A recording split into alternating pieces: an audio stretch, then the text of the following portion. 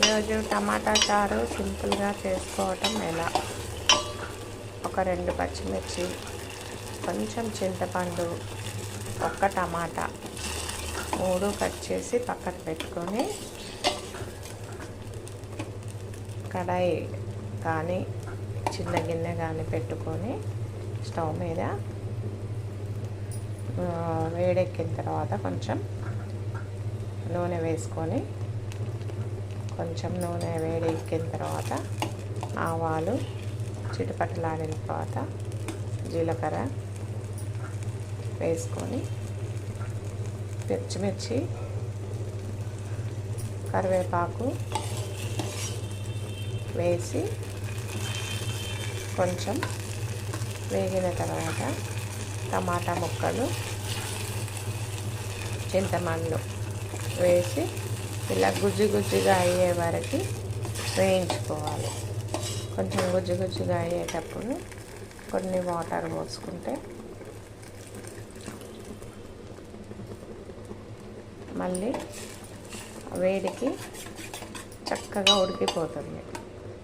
ఉడికిపోయిన తర్వాత మనం కొంచెం మిరియాలు తీసుకొని కచ్చపచ్చ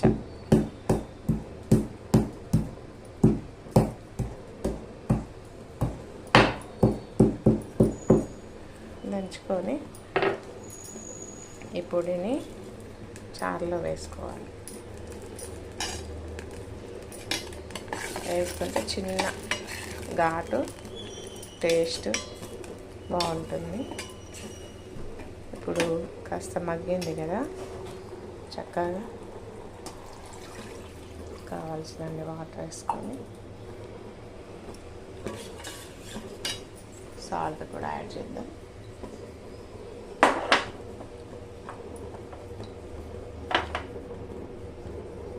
కావాల్సినంత వేసుకోండి. టేస్ట్కి సరిపడా ఉప్పు యాడ్ చేసి చక్కగా మరగనిచ్చుకుందాం. దీంట్లో కొంచెం పప్పుల పొడి వేస్తాను నేను ఎప్పుడు, అత్తయ్య గారు చెప్పారు. పప్పుల పొడి, జీలకర్ర, ఒక ఎండుమిర్చి కలిపేసి, పప్పులు 3 రకాల పప్పులు, పెసరపప్పు, శనగపప్పు, కందిపప్పు 3 పప్పులను దోరగా వేయించుకొని జీలకర్ర, ఎండుమిర్చి